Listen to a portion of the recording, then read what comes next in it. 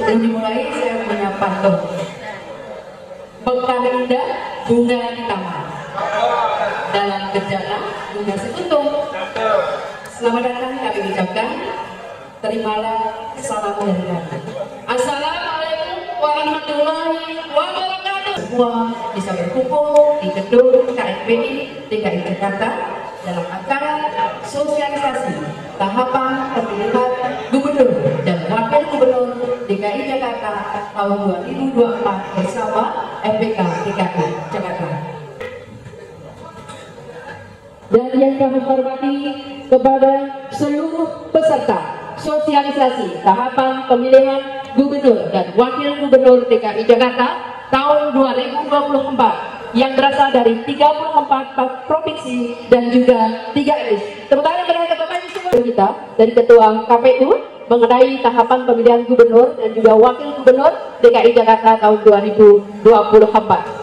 Hadirin yang berbahagia, izinkan saya Haja Siti Hajariah membacakan susunan. Assalamualaikum warahmatullahi wabarakatuh.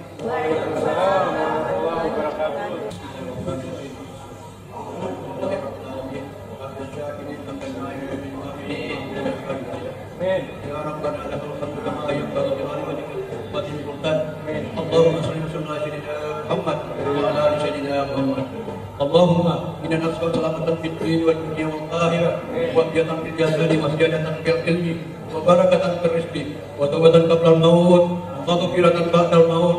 Allahumma hawwin alayya ya Allah fi sakaratil maut wa najatan minan nar wal afwan wal hisab.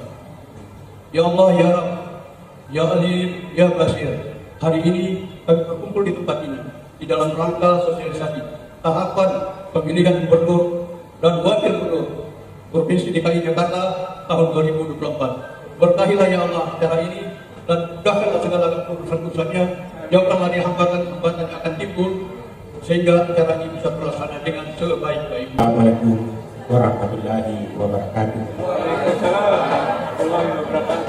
Salam sejahtera untuk kita semua. Om Swastiastu, Namo Buddhaya, salam kebajikan. Yang terhormat dan kami banggakan Ketua KPU Provinsi DKI Jakarta, Pak. Kali ini kita diajak bersama oleh Ketua KPU DKI membicarakan tentang bagaimana Jakarta ke depan untuk pemilihan gubernur dan wakil gubernur. Bahwa ada 34 tokoh masyarakat yang berkumpul pada hari ini. Belum masuk, ada beberapa provinsi yang baru, kita sekarang sudah 38. Tapi baru 34. Ditambah ada saudara kita dari etnis Arab. Ini kebetulan ketuanya Habib datang langsung. Ada juga dari etnis India. Ibu silakan berdiri. Bawa juga pembunuhnya. Tentu saya harus selalu koordinasi dengan Pak Sarif Jawa Tengah. Siapa lagi termasuk Kalimantan Utara. Tapi hari ini FPK bekerja sama dengan KPU DKI, kita sama-sama untuk mensukseskan DKI jangan sampai terjadi sesuatu yang kita tidak inginkan. Jadi pada hari ini langkah awal Pak Wahyu Ketua KPU, jika memang dibutuhkan semua ketua-ketua paguyuban 34 provinsi ini beliau. Tapi inilah hari ini kita ingin mensukseskan pemilu DKI Jakarta. Tidak ada FPK melakukan pemihakan dari ketiga paslon. Ya, kita hanya ingin mensukseskan. Jadi jangan ada yang bertanya hari ini KPK, FPK memilih salah satu calon. Ini tidak ada. Hari ini adalah sosialisasi tahapan pemilu. Kita adalah FPK ini plat merah yang berkantor di Pemda DKI. Tempatnya di Kesbangpol. Oleh karena itu kita wajar kalau kita kerjasama dengan KPU Provinsi DKI Jakarta. Saya tahu Pak Wahyu, hari ini banyak undangan tentang berbicara Pilkada DKI. Karena kita sebagai MPK, semua suku ketika ada yang diundang pasti dihubungi oleh ketua dalam konteks ada seperti acara yang lain dilaksanakan oleh paguyuban dengan bentuk yang sama, tapi semua ingin mensukseskan Pilkada DKI Jakarta. Mudah-mudahan sukses Pilkada DKI Jakarta, dan terima kasih kepada Ketua KPU DKI bisa bekerjasama. Mudah-mudahan ini bisa dikembangkan dengan paguyuban lainnya. Terima kasih. Wabillahi taufiq wal hidayah. Assalamualaikum warahmatullahi wabarakatuh. Waalaikumsalam warahmatullahi wabarakatuh. Salam sejahtera untuk kita semua. Kami di KPU DKI Jakarta menyadari bahwa kami tidak bisa bekerja sendiri. Kami menyadari kami tidak bisa jalan sendiri tanpa bantuan banyak pihak. Salah satunya bisa jadi dari Forum Pembauran Kebangsaan ini. Karena Pilkada DKI yang sebagaimana yang kita ketahui itu bukan hanya sebatas pilkada daerah, tapi pilkada rasa pilpres kata orang. Ya. Makanya saya kalau kumpul dengan ketua-ketua KPU Indonesia, ketua-ketua KPU Indonesia itu menganggap nggak usah ada pilkada, yang pilkada hanya DKI saja. Ya. Karena sorotannya itu nasional. Ya. Jadi ada 37 provinsi, 545 kabupaten kota yang pilkada di TV yang ada hanya DKI Jakarta. Makanya perlu Pilkada DKI Jakarta hari ini disupport atau dibantu oleh banyak pihak, terutama dari pengurusan MPK Provinsi DKI Jakarta. Karena memang ini penting untuk kepentingan bersama supaya nanti terpilih memang gubernur dan wakil gubernur yang sesuai dengan aspirasi masyarakat Indonesia. Nah, saya rasa itu Bapak Ibu sekalian yang bisa saya sampaikan. Tentu saja nanti kita saya rasa itu yang bisa saya sampaikan dengan mengucapkan Bismillahirrahmanirrahim. Sosialisasi tahapan pemilihan gubernur dan wakil gubernur DKI Jakarta tahun 2024 bersama Forum Pembauran Kebangsaan saya nyatakan dibuka. Terima kasih. Assalamualaikum warahmatullahi wabarakatuh. Assalamualaikum warahmatullahi wabarakatuh. Selamat siang yang terhormat Pak Ketua KPU Adinda Wahyu Binata SIP. Jadi beliau ini sarjana saya pemerintahan, tapi beliau lebih hebat, masih muda dan mungkin KPU Jakarta luar biasa. Yang kita hormati Kakanda Haji Samsul Zakaria MH SHMH. Beliau adalah Ketua Forum Pembauran Kebangsaan DKI Jakarta dan juga seorang pengacara korban di Jakarta. Selamat datang Pak Ketua. Hari ini tampil dengan adat Dayak. Oh biasa ini, ya kan? Kalimantan. Dayak itu di Kalimantan. Kemudian yang kedua Bapak Ismail Budi Siswanto. Beliau adalah Wakil Ketua Forum Pembauran Kebangsaan Wakil Etnis Kalimantan Barat. Yaitu pemaparan tentang sosialisasi tahapan pemilihan gubernur dan wakil gubernur DKI Jakarta tahun 2024. Tanggal pelaksanaan tanggal 27 November. Bismillahirrahmanirrahim. Assalamualaikum warahmatullahi wabarakatuh. Kita semua yang saya hormati, moderator, para narasumber, Bapak Ibu sekalian yang hadir hari ini. Tadi di awal di sambutan saya sudah menyampaikan KPU tidak bisa bekerja sendiri. KPU perlu support banyak pihak dan salah satunya tentu saja MPK menjadi bagian sangat penting untuk kami untuk sama-sama kita menjaga kondusivitas pilkada di Provinsi DKI Jakarta. Sekaligus kami mohon bahwa forum ini adalah forum ketuk tular, jadi tidak hanya informasi-informasi yang disampaikan di sini berhenti di Bapak Ibu sekalian, tapi bisa disampaikan juga kepada masyarakat yang lain yang mungkin masih kekurangan informasi mengenai tahapan pilkada Provinsi DKI Jakarta. Bapak Ibu sekalian yang saya hormati, kita mengetahui pilkada DKI Jakarta akan berlangsung 27 November yang akan datang, tepatnya hari Rabu. Ya. Jadi hari Rabu 27 November kita akan menggunakan hak kita sebagai warga negara untuk memilih gubernur dan wakil gubernurnya. Ya. Ini penting karena di Indonesia memilih itu masih sebatas hak. Beda dengan negara-negara yang Anglo-Saxon ya, yang jajahan Inggris misalnya. Di negara-negara tersebut nyoblos itu wajib. Bahkan kalau nggak nyoblos kena denda. Nah di Indonesia nyoblos itu masih hak. Jadi silahkan menggunakan haknya semaksimal mungkin dengan cara mencoblos calon gubernur yang benar. Ya. Mencoblos yang benar itu tidak merusak surat suara. Ya. Kadang-kadang kan ada juga orang mengatakan coblos aja semuanya. Nah, kayak gitu kan. Nah, coblos semuanya itu merusak surat suara. Itu tidak mencoblos secara benar. Ya. Jadi kami memastikan Bapak Ibu sekalian untuk bisa menggunakan hak pilihnya secara benar. Jangan sampai kita menggunakan hak pilih secara tidak benar di tempat pemungutan suara. Lanjut, Bapak Ibu sekalian, sebagaimana kita ketahui pemilu salah satu asas pemilu demokratis itu adalah predictable procedure, unpredictable result. Ya.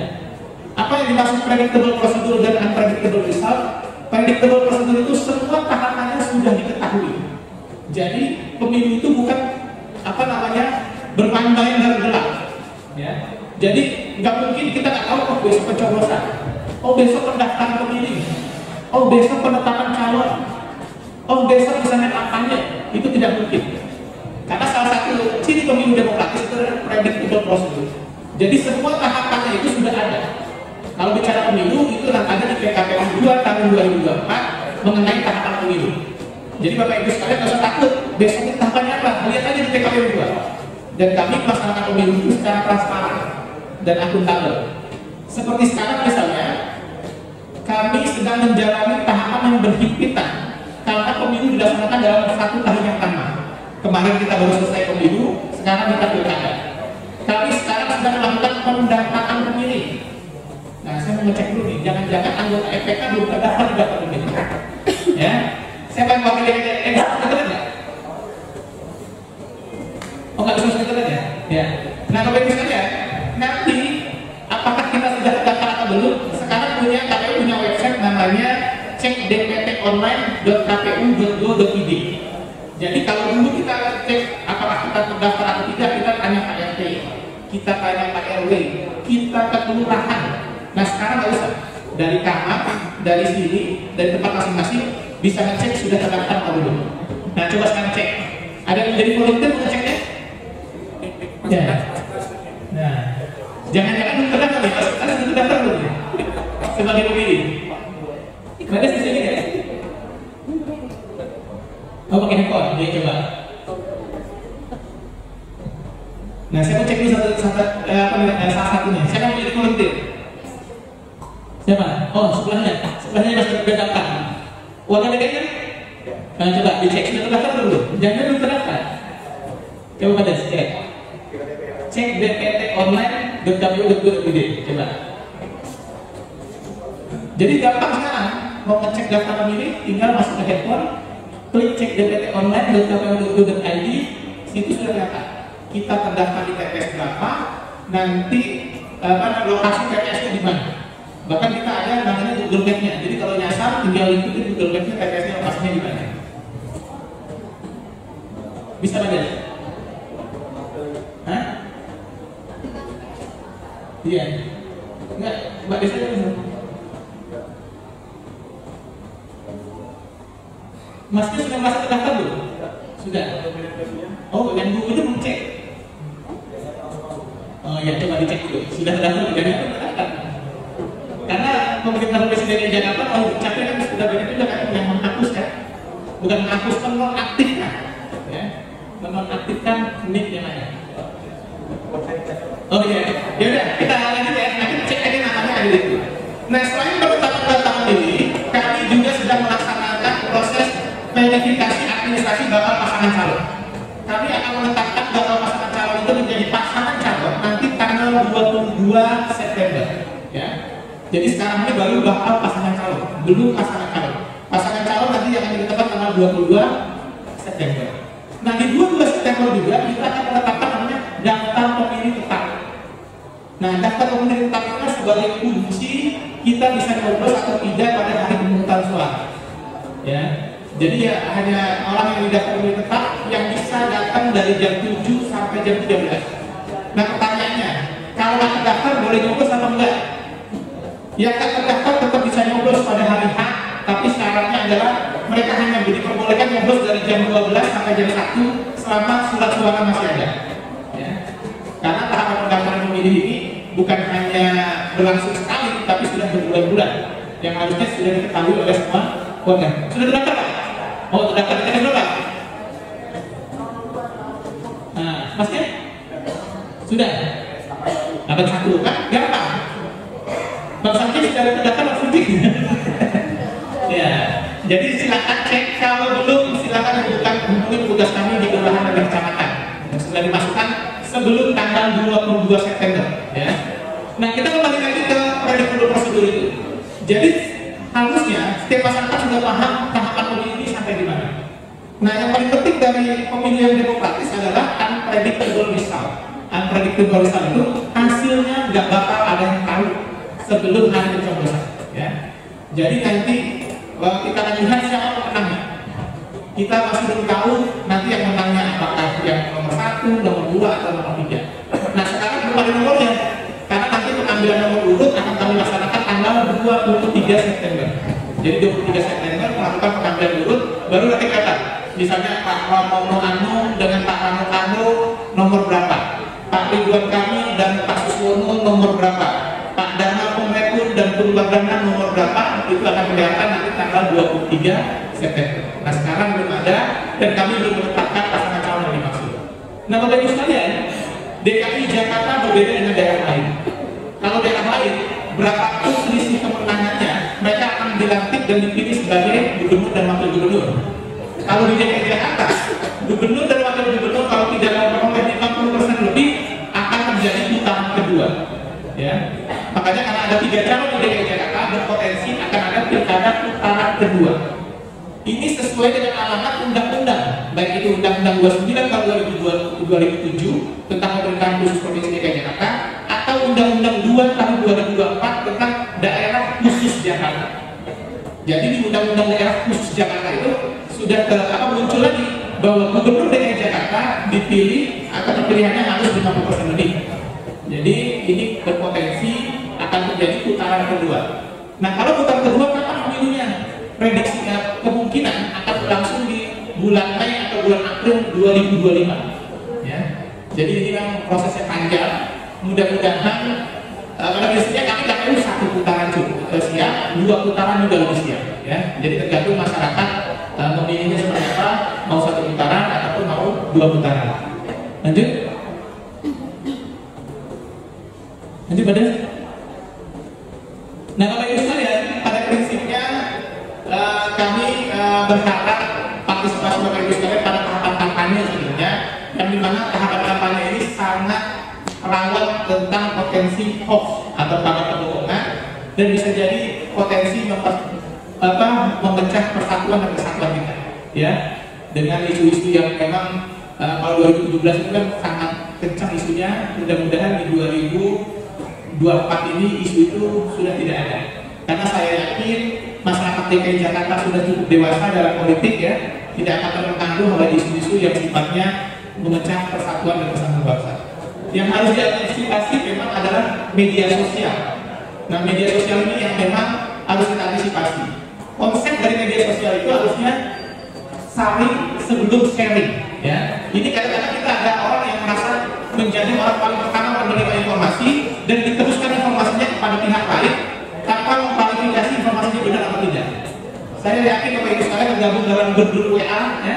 Grup WA yang ada informasi yang di-share, ada informasi yang di-share, ada informasi yang di-share. Padahal konsepnya adalah disaring dulu informasinya. Pertama, sumbernya valid atau tidak. Kedua, pastikan informasinya ini penting atau tidak untuk disampaikan. Kalau informasi nggak penting, nggak usah juga disampaikan kepada orang ya. Udah sumbernya nggak valid, informasinya nggak penting, tapi tetap disampaikan kepada orang lain yang pada akhirnya penerimaan kita ini akan berbeda-beda. Nah, karena penerimaan kita berbeda-beda, tentu saja akan menimbulkan nanti persepsi yang berbeda-beda juga di masyarakat. Nah, Bapak Ibu sekalian, ada beberapa hal yang kita maksud tentang larangan kampanye. Ini juga harus diperhatikan oleh Bapak Ibu sekalian. Pertama, kampanye tidak diperkenankan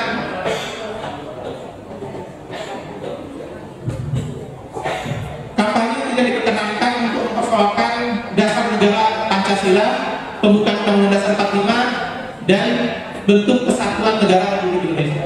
Jadi nggak boleh ada kandidat yang mempersoalkan dasar negara dan Pancasila. Kedua, kampanye dilarang menghina seseorang, agama, suku, ras, dan golongan. Jadi nggak boleh tuh nanti ada gubernur, dia rasnya apa dihina, golongannya apa dihina, itu nggak boleh. Agamanya apa dihina, nggak boleh. Terus melakukan kampanye berupa menghasutkan dan fitnah, ini juga tidak boleh. Terus mengganggu keamanan, menggunakan fasilitas dan anggaran pemerintah. Nah ini biasanya kalau ada gubernurnya incumbent, dia biasa menggunakan fasilitas dan anggaran pemerintah. Tapi karena sekarang tidak ada gubernur yang incumbent, mudah-mudahan pemerintah tetap netral ya. Menggunakan tempat ibadah, ya, menggunakan tempat ibadah itu tidak diperkenankan. Melakukan kawin yang arak-arakan dan melakukan kegiatan kampanye yang di luar jadwal yang ditetapkan oleh KPU. Lanjut Pak, yang paling menggawat siapa?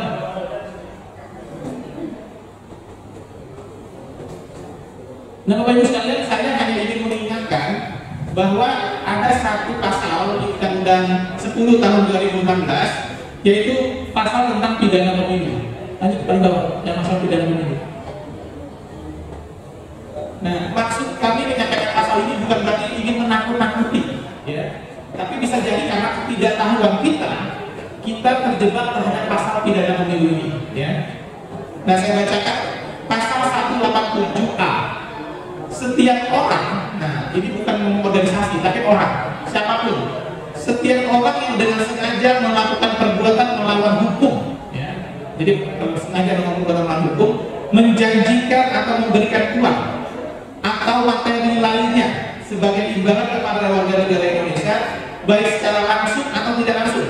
Jadi menjanjikannya langsung atau nanti saya kasih pakai ini dan segala macam, itu juga tidak diperkenankan untuk mempengaruhi pemilih agar tidak menggunakan hak pilih. Jadi menyuruh orang jangan menggunakan hak pilih, itu nggak boleh. Terus menggunakan hak pilih dengan cara tertentu sehingga surat-suara menjadi tidak sah. Jadi menggunakan cara tertentu sehingga surat-suara tidak sah. Memilih calon tertentu. Jadi memilih calon tertentu dengan imbalan uang atau barang atau jenis lainnya, atau tidak memilih calon tertentu. Bisa jadi tidak memilih calon tertentu. Kamu saya kasih uang tapi tidak pilih calon dia, ya, itu juga tidak boleh. Itu dikenai pidana 36 bulan paling rendah atau 72 bulan paling lama, ya. Jangan sampai ketidaktahuan kita di sini, saya yakin Bapak Ibu sekalian nanti di sini akan aktif di masyarakat, tapi karena ketidaktahuan terkena pasal ini, ya. Gunakan hak pilihnya. Pertanyaannya, kalau nanti ada orang yang dapat TPS sedikit, gimana legalitas, gimana misalnya apakah legit atau legitimasinya ada atau tidak untuk calon tersebut? Berapapun yang nyoblos dan siapapun yang menang, prosesnya sangat sangat terlegitimasi dengan baik, ya. Kita ingat pilkada Kota Medan, ya. Seingat saya partisipasinya cuma 20%. Pertanyaannya, apakah wali Kota Medan tidak sah sebagai wali kota waktu itu? Sah, karena dia menang. Nah begitu juga di Jakarta, kami sangat optimis bahwa masyarakat DKI Jakarta sudah dewasa dan bahwa masyarakat DKI Jakarta pasti akan menggunakan hak pilihnya dengan benar, ya.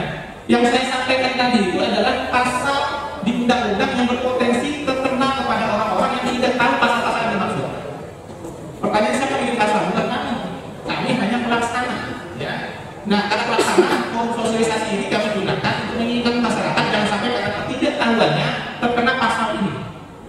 Pasal ini sangat jelas, ya. Barang setiap orang, ya, yang memberikan baik itu uang, barang atau materi lainnya, baik secara langsung atau tidak langsung, untuk mengajak pemilih menggunakan hak pilih atau tidak menggunakan hak pilih atau menggunakan hak pilih dengan cara tertentu sehingga suara tidak sah, itu terkena pidana, ya. Jadi jangan sampai nanti karena ketidaktahuan kita, makanya forum-forum seperti ini kami sampaikan supaya masyarakat tahu. Kalau gerakan itu sebatas ajakan, ya monggo, itu hak, ya. Tapi kalau nanti ini menjadi gerakan yang menjanjikan uang dan barang atau lain-lainnya, itu menjadi kena pasal pidana, ya. Karena kami juga tidak bisa membatasi seseorang untuk datang silakan, mau tidak datang juga silakan, karena itu hak.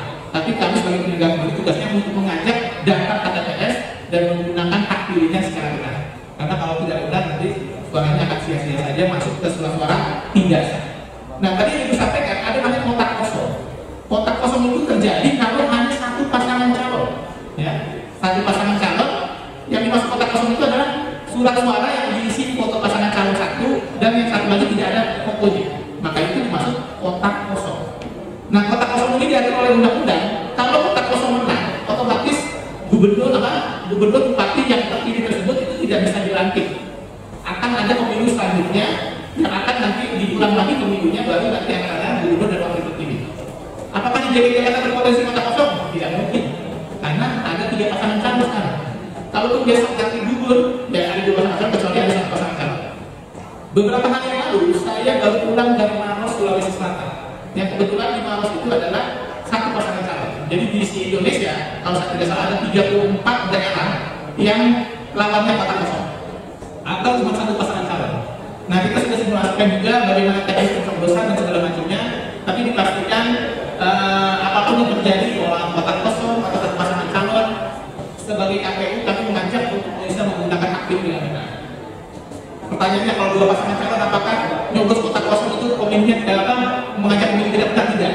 Itu hak masyarakat untuk memilih kotak kosong, ya. Kalau memang ada 2 pasangan, cuma 1 pasangan calon di daerah tersebut. Saya rasa itu. Ada lagi yang bertanya? Baik, ya silakan dulu.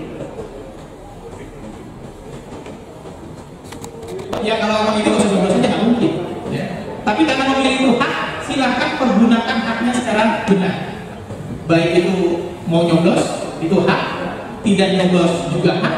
Jadi silakan. Tapi sebagai penyelenggara, kami mengajak Bapak Ibu sekalian untuk datang ke tempat bersuara dan menggunakan hak yang dimaksud, ya. Terus pertanyaannya, apakah nanti kalau kita nggak datang atau walaupun nggak datang itu surat suara kita digunakan? Nggak mungkin, ya. Karena sistem kita di tempat pemungutan suara itu berlapis. Di tempat pemungutan suara itu ada saksi pasangan calon. Di tempat pemungutan suara itu ada pengawas TPS. Jadi sangat minim potensi surat suara digunakan oleh pemilih yang lain, karena memang di situ ada proses klarifikasi dan identifikasi atau absensi lah, ya, yang itu bisa memastikan bahwa yang nyoblos itu benar-benar orang yang terdaftar di daftar pemilih. Jadi pada prinsipnya kami tetap mengajak Bapak Ibu sekalian, baik itu ada calonnya atau tidak, atau misalnya tidak berkenan atau tidak, itu silakan menggunakan haknya, ya. Yang kami sampaikan di sini adalah ketika ada suatu gerakan yang menjanjikan sesuatu untuk orang mencoblos atau tidak mencoblos, atau mencoblos dengan maksud tujuan tertentu hingga suara tidak sah, itu terkena pidana, ya. Tapi kalau kita ini, ini nggak ada ini, ya monggo, karena itu hak Bapak Ibu sekalian, ya. Karena belum jadi kewajiban. Jadi silakan nanti menggunakan haknya. Kami sebagai penyelenggara pemilu hanya ingin mengingatkan, gunakan haknya secara benar. Jadi kita tidak sia-sia datang ke TPS. Datang ke TPS tapi surat suara tidak sah misalnya, yaitu bagian dari kesia-siaan yang menurut kami. Silakan gunakan hak pilihnya secara benar dengan mencoblos salah satu calon yang ada di dalam surat suara. Terima kasih. Inilah perbedaan pemilu dan pilkada. Kalau pemilu, orang kasih duit, yang ngasih duit masuk penjara kalau dibuktikan, ya. Kalau pilkada enggak. Pilkada itu yang ngasih duit, karena yang menerima duit sama-sama masuk penjara, ya. Itu dibaca di pasal ayat 2-nya. Pidana yang sama diterapkan kepada pemilih yang dengan sengaja melakukan perbuatan melawan hukum, menerima pemberian atau janji sebagaimana maksud ayat 1, ya. Ini uniknya pilkada, ya. Undang-undang pemilu itu diatur di Undang-Undang 7 tahun 2017, kalau pilkada diatur di Undang-Undang 1 perubahan terakhir Undang-Undang 6 tahun 2020, ya. Di pasal sini sudah jelas bahwa bukan hanya yang memberi, tapi yang menerima pemberian juga masuk penjara. Makanya kita ingat di sini cara MPK. Kalau ada yang ngasih tolak, ya. Karena kalau nanti yang dikasih musuh ngasihnya ke siapa, 1 MPK bisa jadi, atau 1 RT itu bisa jadi masuk penjara semua, ya. Karena di pasal pidana pilkada ini pemberi dan yang menerima sama-sama masuk penjara. Pertanyaannya, adakah kasus tersebut? Pada pasangan pemilu ada. Kami di DKI Jakarta pernah mengumpulkan caleg karena dia menjanjikan umroh, ya. Kalau saya nanti umroh, kita bisa buktikan masuk penjara, ya. Di 2019 ada 2 caleg yang masuk penjara karena menjanjikan umroh, ya. Nah, ini kita jangan sampai terlibat itu. Ada juga bisa menjanjikan apa dan segala macam. Jadi menjanjikan itu bisa jadi memang hanya menjanjikan atau bisa jadi langsung. Ada juga yang harus amplop, kan. Nah, kalau pemilu pas bisa kita lapor itu, kita terima nih, Pak saya menerima, gitu kan. Saya diberi amplop. Nanti kalau pilkada, nanti dia menerima juga, gitu kan. Jadi lapor terima ada. Iya, biasanya itu temuan dari Bawaslu. Biasanya Bawaslu yang akan dilihat dan cari siapa yang ngasih, siapa yang menerima. Makanya dari sekarang saya mengatakan jangan terima. Ya, kalau menerima itu pasal 2. Pidana yang sama diterapkan pemilih yang dengan sengaja melakukan perbuatan melawan hukum menerima pemberian atau janji sebagaimana dimaksud ayat 1. Ayat 1-nya apa? Setiap orang yang dengan sengaja memberikan, menjanjikan dengan maksud mencoblos atau mencoblos orang lain atau mencoblos dengan suara tidak sah, nah itu pidana. Ya. Nah pasal 2-nya yang ngasih duit, yang dikasih duitnya juga kena pidana. Ya. Kami hanya ingin mengingatkan saja tanpa masuk menakut-nakuti, tapi karena ketidaktahuan kita terjebak pasal-pasal pidana yang ada. Mudah-mudahan di FPK tidak ada yang melakukan politik-politik uang tersebut.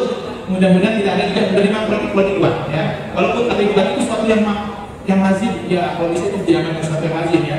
Saya waktu sebelum sebagai pemantau KPU, saya itu pemantau pemilu. Saya tegas kampanyenya tolak uangnya, jangan pilih wakilnya. Ya. Jadi kita harus clear, jangan tolak terima uangnya, jangan pilih orangnya. Ya. Kira-kira seperti itu, kita bisa saya sampaikan dengan tidak mengurangi rasa hormat. Ini Pak, saya akan pindah ke tempat yang lain. Sekali lagi kami mohon kerjasamanya, bantuannya dengan FPK bersama-sama kita mengawal pemilu di Jakarta ini menjadi pemilu yang berkualitas. Demikian, terima kasih. Assalamualaikum warahmatullahi wabarakatuh. Ya, Paten. Siapa? satu Surabaya. Gaya bebas. 1, 2. Video ya, video pegang gaya. Semangat. Oke. Video dulu Pak. Assalamualaikum warahmatullahi wabarakatuh. Gubernur dan DKI Jakarta. Materi ini sangat berat sekali untuk saya. Saya terus terang. MPK ini DKI Jakarta yang ada orang-orang pintar dan apalagi tinggal di Jakarta. Iya, masyarakat yang penuh kecerdasan di luar daripada masyarakat. Ya, tadi Ketua KPU telah menyampaikan,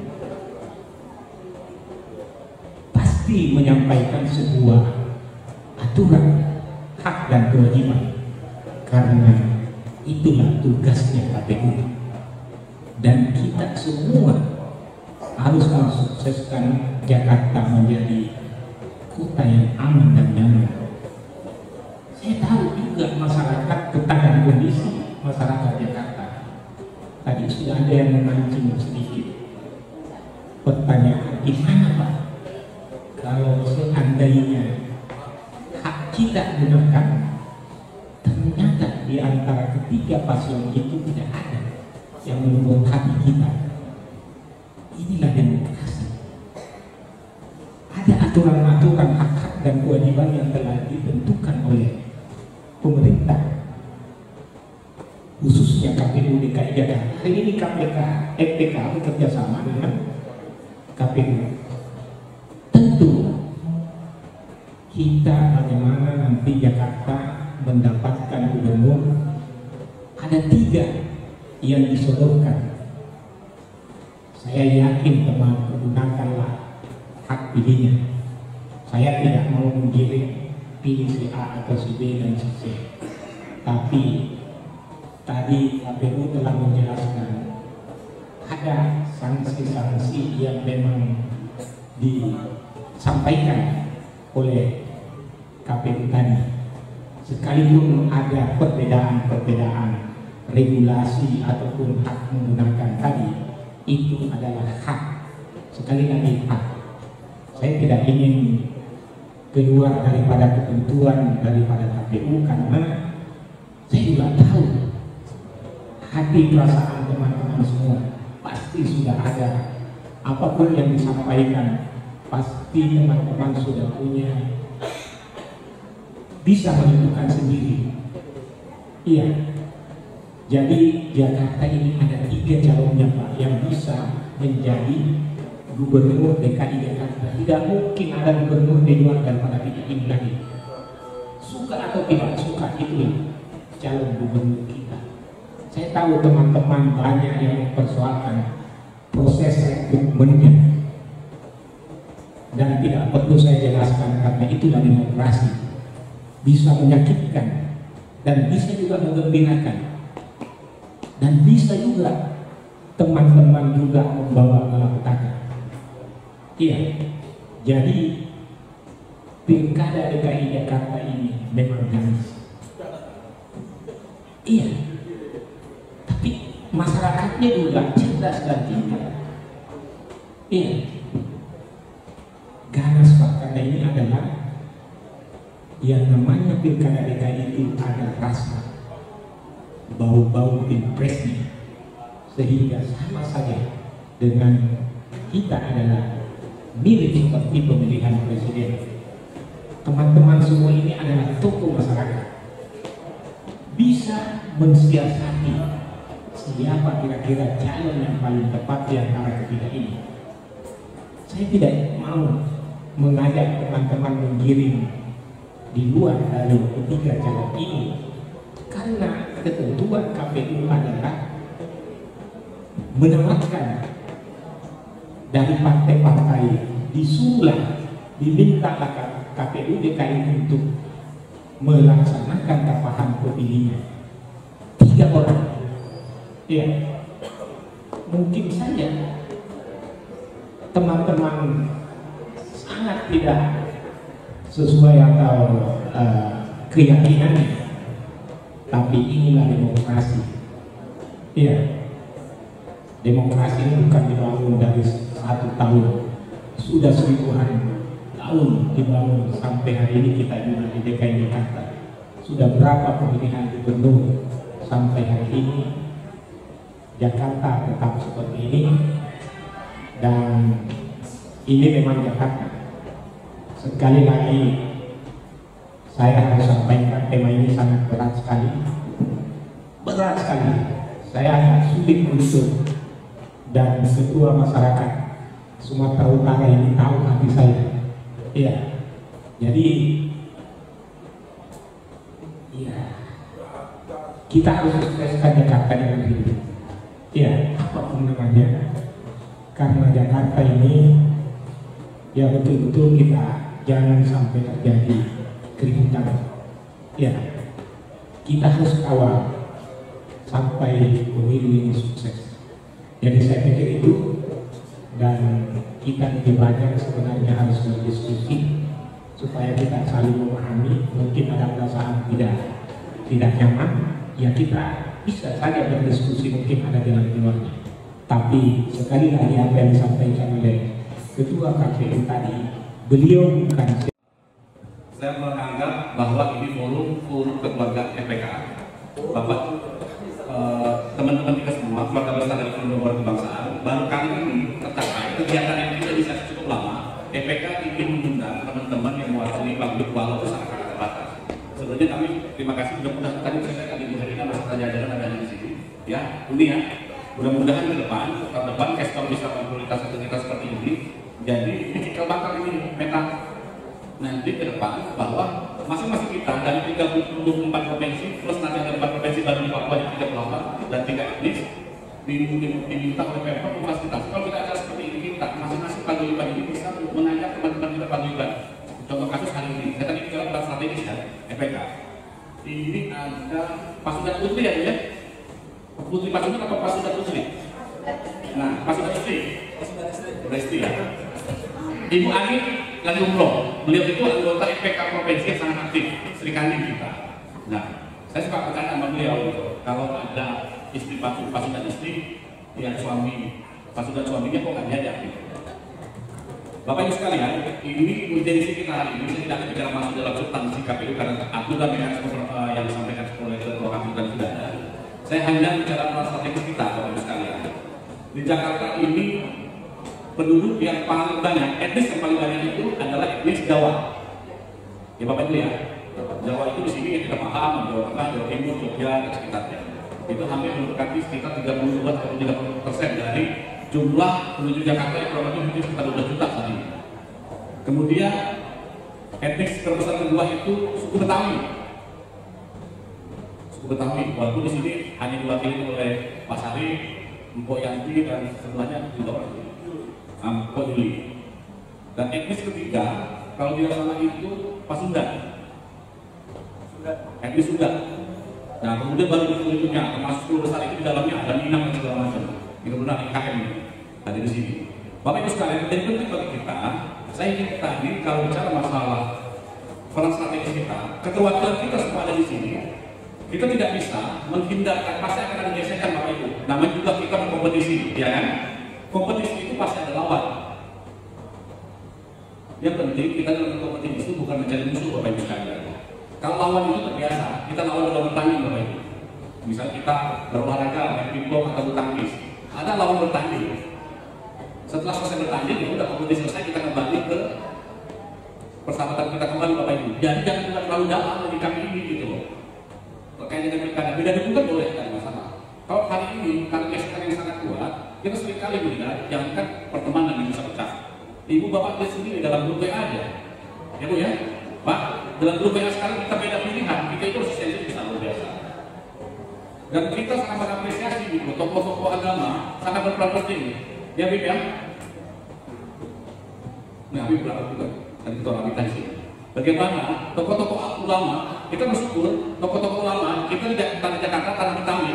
Bapak Ibu, kenapa saya bilang gesekan itu pasti ada, walaupun sangat tipis. Kita bersyukur kita tinggal di Jakarta yang masyarakat Betawi ini, etnis Betawi ini cukup egaliter Bapak Ibu. Ya, pernah nggak Bang Sari beserta pasukannya yang merupakan 28% etnis yang punya Jakarta ini menuntut semua kepala daerah Jakarta kepala daerah cuma satu gubernur aja. Di sini tidak ada pemilihan wali kota maupun bupati. Apakah Pak Sari harus teriak ya kalau gubernur bukan orang Betawi bagus sekali? Apakah ini kalau terjadi misalnya di Bali orang di Bali ada tadi? Ya dari Bali mana? Ada di Bali Pak? Nah dari Bali. Mayoritas kalau di Bali itu baik provinsi dan kabupaten pasti yang jadi kepala daerah dari Bali apa ya? Nggak mungkin nggak bukan dari orang Bali kan? Hampir belum ada. Nah itu Bapak Ibu sekalian. Nah kita semua etnis yang ada di Jakarta ini diterima secara baik oleh yang punya korban dalam ini etnis Betawi. Tapi dalam pergerakannya, pergaulan kita pasti akan ada gesekan-gesekan Bapak Ibu. Masing-masing kita punya pilihan. Seperti yang tadi Pak Ketua sampaikan, Mas Abjek, bahwa ada dukungan yang kemarin dari situ dan segala macam. Itu wajar, sangat wajar sekali. Saya tadi sampai ketua KPU bahwa kita di Indonesia ini memilih ini merupakan hak, bukan kewajiban Bapak Ibu. Jadi hak Bapak Ibu bergunakan sebaik-baiknya. Bahkan kalau kita itu tidak diajukan untuk Bapak tidak punya hak pilih, itu juga hak Bapak Ibu sekalian. Tapi masa kita warga Jakarta, kita diberikan hak tapi kita tidak menggunakan. Karena yang saya sekali itu Bapak Ibu sekalian. Saya ini masih dua pilihan tadi. Tadi saya akan menyoroti cerita hoax misalnya. Bapak Ibu sekalian, dalam dunia kompetisi pemilu pasti ada yang namanya kampanye Bapak Ibu sekalian. Kampanye itu terbagi 3. Kampanye yang positif, kemudian kampanye negatif, kemudian kampanye yang kampanye hitam, black and white. Kalau kampanye positif, semua para kandidat, semua para tim sukses segala macam mengendorse mempublikasikan hal yang positif Bapak Ibu sekalian. Apa bedanya kampanye hitam dan negatif campaign? Negatif kampanye itu Bapak Ibu sekalian, kita ketika kita berhadapan dengan rivalitas kita akan menunjukkan sisi-sisi negatif, kekurangan para kandidat yang melawan kita. Dan itu bisa counter oleh kandidat yang terserang itu. Dan posisi Bapak Ibu sekalian sebagai masyarakat, kita sebagai tokoh masyarakat masing-masing etnis akan diminta pertanggungjawaban untuk memberikan penjelasan kepada semua jaringan kita, paling kita etnis kita yang menjadi bagian dari kita Bapak Ibu sekalian, supaya agar kampanye negatif itu tidak menyebar luas. Dengan cara apa? Bapak Ibu sekalian, di Indonesia hari ini penduduknya 270 juta, kurang lebih ya. Bisa dibayangkan hari ini hampir 170 juta survei Kominfo. Masyarakat Indonesia hari ini sudah melek media sosial. Artinya lebih dari 60% Bapak Ibu penduduk Indonesia ini melek sosial media. Dan yang paling sangat berpengaruh itu Bapak Ibu tahu sekali apa? TikTok Bapak Ibu sekalian. Bukan Instagram, bukan Twitter. Setelah TikTok baru Twitter, baru sekarang namanya, baru Instagram. TikTok itu sangat luar biasa pengaruhnya. Dan Bapak Ibu sekalian, kalau tadi tidak benar-benar dengan berita-berita negatif yang ada di TikTok itu, kita main share-share aja, sangat luar biasa dampaknya bagi kehidupan pernegara kita. Itu negatif campaign. Yang lebih parah, yang paling berat di antara itu semua itu kampanye hitam. Ya Bu ya, kampanye hitam itu menyerang. Kalau kita ini sangat jarang di Indonesia, baik Presiden menggunakan kampanye hitam tersebut. Tapi kalau Bapak Ibu sekalian menyaksikan di luar negeri sekarang sedang proses pemilihan presiden di Amerika. Itu semuanya isinya udah kampanyenya udah kampanye hitam itu bagus sekali ya. Dan sampai dari kalau Pak Sarif sekretaris kita sampaikan, kalau di Amerika itu sampai calon presidennya diancam untuk dibunuh. Dan itu terjadi. Kalau di negara kita alhamdulillah itu tidak terjadi Bapak Ibu sekalian. Walaupun hanya omong-omong aja gitu. Tapi itu tidak pernah terjadi. Dan kita bersyukur bahwa kita, masyarakat kita, tokoh-tokoh etnis dan paguyuban itu bisa memberikan, menyadarkan pemahaman kepada keluarga kita, keluarga besar kita. Dan mudah-mudahan ini akan terus terjadi. Itulah yang saya pikir, peran strategis Bapak Ibu sekalian, bagian dari etnis tokoh-tokoh etnis yang di Jakarta ini, kita ini semua, Jakarta ini semua etnis di Jakarta Bapak Ibu sekalian. Urusan dari lahir sampai meninggal semuanya diurus oleh Pemprov DKI di sini. Urusan sajadah sampai harjadah semuanya ada di Jakarta ini Bapak Ibu sekalian.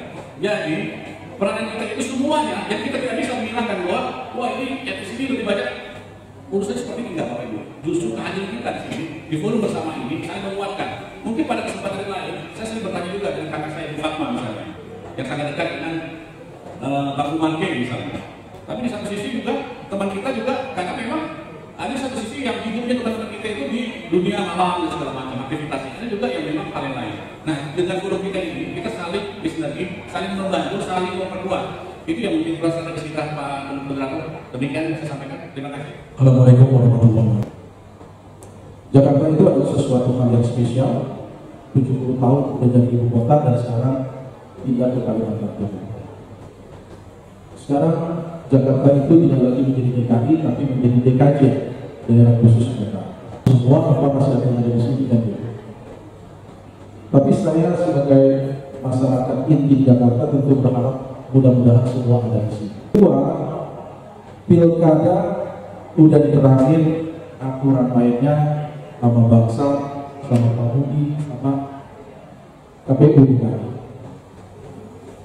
Di sini kita merasakan ada sesuatu hal yang kita rasa, tapi kita tidak bisa membuktikan.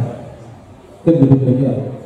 Banyak orang di ruangan ini kita merasakan ada atmosfer yang berbeda, yaitu ingin berkata dalam sebuah rasa, tapi sulit untuk mengatakan yang berbeda. Makanya di sini para pemimpin semua, di sini para aktivis semua, ya mudah-mudahan kita nanti bisa, kalau bisa, karena Pak Sanjay bilang, memang benar juga. Ini kalau orang di ruangan ini 34 provinsi dengan semua perwakilannya, penentunya sebenarnya ini. Kalau ini mau ke kiri, jadi ke kiri, mau ke kanan, jadi ke kanan. Jadi mari sama-sama kita berpikir dengan pikiran yang sama. Kalau Tuhan takdirkan dan ada waktu kita bisa menjadi trainer otomatis, ya kita undang 3 calon dalam satu forum diskusi. Kita mau visi dan misi calon kepala daerah yang ada, yang tersedia, meskipun ada yang di dalam hati. Mau nggak kira-kira kalau gitu? Ya, tapi biar kita tahu siapa yang akan memimpin kita 5 tahun ke depan. Apakah di tengah jalan mau jadi menteri? Apakah di tengah jalan beli jadi gubernur? Jadi kita tahu kira. Itu saja kira-kira Bapak Ibu sekalian. Sekali lagi kebersamaan kita di dalam forum pembangunan kebangsaan ini adalah sesuatu hal yang indah. Ini adalah ikhtiar. Keberagaman kita adalah takdir. Saya ditakdirkan jadi anak Betawi, Pak Sanjay ditakdirkan menjadi orang Bugis. Akhirnya dia akan pesan, saya juga akan pesan. Kalau saya kita dilahirkan sama Tuhan, saya minta jadi orang Turki, nggak jadi orang Betawi saya. Sebab bangsa kuat, gitu. Atau saya jadi orang Jerman misalnya. Tapi Tuhan takdirkan saya jadi lahir jadi anak Betawi dengan segala kelemahan dan kekurangannya sebagai sebuah entitas dari sebuah bangsa. Jadi kita memahami, menyadari betul bahwa kebersamaan kita ini adalah ikhtiar yang ditakdirkan Tuhan. Maka jagalah, rawatlah ini, apapun yang terjadi, kita akan senantiasa bergandengan tangan yang bersama dan jangan meninggalkan Jakarta, karena Jakarta adalah milik kita semua. Billahi taufiq wal hidayah. Wassalamualaikum warahmatullahi wabarakatuh. Kepala daerah itu menjadi penting buat anak-anak saya dan pastinya seluruh anak-anak di Indonesia. Seperti yang saya pernah sampaikan waktu kita dengan acara Polda Metro Jaya tentang menghadapi pilkada. Hari ini juga menurut saya peran strategis tentang pemilu, apa peran strategis EPK? Menurut saya peran strategis EPK adalah seperti yang disampaikan Pak Sekretaris tadi, ya kita harus menjadikan bahwa ini sebagai teman diskusi calon pemimpin. Kenapa penting? Saya akan melihat suara, kalau suara itu terlalu statistik dan terlalu matematis, relatif ya seperti asli atau posisi yang benar. Tapi menurut saya yang paling penting adalah memenangkan hati nurani rakyat Jakarta. Rakyat Jakarta ini harus dimenangkan dalam prinsip yang menurut saya itu ada di forum pembangunan kebangsaan, yaitu tentang politik kebudayaan. Jakarta ini kan kota epicentrum. Jakarta ini kota di mana semua orang dapat sih. Saya dari Sulawesi datang ke Jakarta ini karena ingin mendapatkan sesuatu. Ya selain mendapatkan istri, tapi saya berharap lebih besar dari sekedar mendapatkan penghasilan, mendapatkan manfaat, tapi yang lebih penting adalah mendapatkan masa depan anak-anak Indonesia itu di DKI Jakarta. Saya nggak peduli DKI ini akan sekedar dibangun, tapi Jakarta ini masih lama, prosesnya masih panjang. Dan saya ini yang pertama ke sana baru Pak Jokowi dan beberapa menteri, tetap Jakarta masih signifikan menjadi epicentrum, sehingga prosesnya segera dilaksanakan. Bikin diskusi undang calon gubernur itu. Kalau kemarin kami melakukan hal yang sama dalam konteks bisnis dan ekonomi, industri. Kita punya konteks yang berbeda dan apa itu politik kebudayaan. Kita ajak mereka untuk membicarakan kenapa penting supaya tidak terjadi lagi bagaimana Ahmad dan Anies diharapkan, dihancurkan hanya gara-gara politik identitas dan gak ada yang sanggup menangani itu tidak terjadi. Kita semua diam dan bingung harus ngapain. Nah menurut saya bisa ngapa-ngapain sekarang ini FPK. Jadi jangan diskusi dulu Pak. Apakah undang mereka bentuknya atau satu. Kalau menurut saya kalau ada dana lebih bagus satu orang. Jadi diskusi kita intens lebih panjang. Hasil diskusinya kita sosialisasi seperti kamu bilang. Kalau lagi kita percaya TikTok bisa mempengaruhi opini masyarakat, terus FPK ngapain kalau ada TikTok? Mau bentuk itu juga kan enggak. Lalu apa sih TikToknya FPK? Ya tadi diskusi kita. Yang pertama, yang kedua. Hari ini juga menurut saya FPK sudah harus memproduksi konten-konten yang mengajak masyarakat untuk anti hoax. Bagaimana bentuknya ayo kita untuk kita diskusi. Yang kedua, money politik. Kebetulan musisi Sulawesi Tengah kalau saya lebih nanti judulnya itu jangan terima politik uang. Gitu. Ada misi ambil uangnya tapi jangan pilih orangnya dan sebagainya. Nah menurut saya FPK juga harus memproduksi itu. Jadi anti hoax, politik uang, dan yang terakhir adalah FPK harus membangun semangat bahwa dari Sabang sampai Merauke yang ada di Jakarta itu adalah kita. Saya sepakat Pak bahwa FPK bisa menjadi penentu publik opini siapa pemenang gubernur DKI Jakarta. Terima kasih Pak. Selamat datang Bapak Gubernur.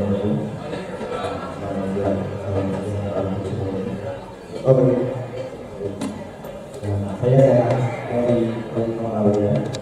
Saya ingin berterima kasih pertama kepada anak media yang Anda, kedua wakil ketua dan Pak Sekretaris yang sudah menempatkan kehidupan lebar terkait tema hari ini sosialisasi tentang dengan gubernur DKI Jakarta tahun 2024 bersama FPK DKI Jakarta. Kalau saya lihat judulnya ini seperti mengasih teknis, tapi saya kira ada aparat luhur disampaikan di dalam semua yaitu untuk menjaga nilai persatuan. Ini hal yang harus dan patut saya apresiasi. Jadi saya melihat forum seperti ini harusnya diadakan, apalagi terkait pemilu. Dan tadi yang disampaikan oleh Bapak Sekretaris, saya sangat setuju. Andai kata bisa bakal gubernur diundang diskusi di forum FPK tersebut, forum FPK ini. Kenapa? Karena mungkin kalau seandainya diskusinya di sini dinamika lebih keluar. Mohon maaf saya tidak perlu apa-apa. Menurut saya mungkin di luar berbicara tentang persatuan, tapi di sini saya mendapat informasi persatuan. Jadi itu mungkin yang saya sampaikan. Terima kasih banyak. Jadi ini adalah suatu kegiatan yang sangat bagus untuk keberadaan kita, terutama di FPK. Namanya juga FPK, Forum Pembangunan Kebangsaan. Yang pada intinya adalah terdiri dari hampir semua etnis yang ada di, khususnya di DKI Jakarta ini adalah tertampung di forum FPK tadi. Tadi sudah disinggung mengenai kalau FPK sudah ada di Pembaharan, ya selesailah sudah barang ini, itu benar sekali. Nah, cuma saya lebih menekankan lagi karena fokus kita nanti adalah pilkada. Mudah-mudahan nanti, karena DKI Jakarta mungkin kan menghadapi nanti setelah berdirinya EKN. Cuman kepresnya kan belum kita dekani bahwa ibu kota Indonesia itu di IKN, cuman belum ada, tapi masih kan di DKI Jakarta. Jadi nantinya kalau sudah ada kepresnya bahwa ibu kota Indonesia itu adalah di IKN, nanti Indonesia kan tadi sudah disampaikan mungkin sebagai kota ekonomi, perdagangan dan lain sebagainya. Tapi kita tidak supaya jangan bilang bahwa DKI Jakarta itu harus nomor 1 gitu Pak. Tekad kita begitu. Jadi jangan sampai nanti kayak DKI Jakarta harus tetap nomor 1. Nah mungkin peran kita di EPK ini sangat besar gitu Pak untuk membesarkan, membanggakan EPK kita. Nah jadi dengan adanya Bangko mungkin kerjasama kolaborasi dengan untuk program-program kita, termasuk diantaranya adalah inisiatif daripada kawan-kawan dan pengurus dari EPK tadi mengenai ada mungkin pembicaraan atau pertemuan dengan calon kepala daerah yang ada 3 pasangan calon yang ada di DKI bisa terlaksana, itu sangat baik sekali karena kita bisa melihat bagaimana visi dan misinya, dan kita tentu akan memilih dan hak kita kan untuk memilih yang mana kira-kira yang pas untuk kejayaan daripada DKI Jakarta. Jadi kita rasakan yang pada prinsipnya memang Jakarta harus tetap menjadi major. Apapun namanya pindah ibu kota, Jakarta tetap baik dan menjadi pulang Indonesia seperti kita lakukan di mana-mana sekolah data, kayak seperti memindahkan ibu negara tetap ibu kota negara sebelumnya itu harus dan menjadi cerah dari seluruh warga negara tersebut. Oleh karena itu jangan takut Pak Sabit sebagai orang Betawi, ini warga yang namanya Pak Bumban ini tidak bakalan pindah. Ini tetap dia diselesaikan. Untuk itulah kita harus tetap bersama sebagai warga DKI Jakarta mensukseskan pemilu ini. Karena ini suka atau tidak suka, seperti kata Pak Sekretaris, ini harus tetap jalan. Jakarta harus tetap baik dan kita akan kenal provinsi mana yang terbaik. Kami menegaskan di akhir bahwa siapapun nanti gubernur dan wakil gubernur yang akan terpilih pada tahap pilkada 27 November, kita akan bagi kita semua sebagai warga Jakarta, kita akan menghormati proses yang sudah terjadi. Maka dikatakan dia, yang kedua, kita sebagai bagian dari lembaga, baik itu untuk pembangunan bangsa, SRSP maupun pimpinan paguyuban yang ada di sini, wajib menghormati hasil keputusan itu dan tetap harus menjaga proses keren. Tadi seperti yang disampaikan oleh Pak Ajil segala macam. Kita ini, kita memang berdasarkan etis dari daerah masing-masing, tapi hari ini kita ini menjadi warga Jakarta, Bapak sekalian. Dan itu tinggal di Jakarta. Bukan kewajiban kita untuk menghormati dan menjaga siapapun pimpinan yang akan dipilih itu akan pasti bisa bekerja sama dengan kita Bapak sekalian. Nah proses ini yang disampaikan apakah nanti dalam waktu kita akan mengundang segala macam, nanti dalam rapat pleno nanti kita akan bahas Bapak sekalian. Demikian Pak.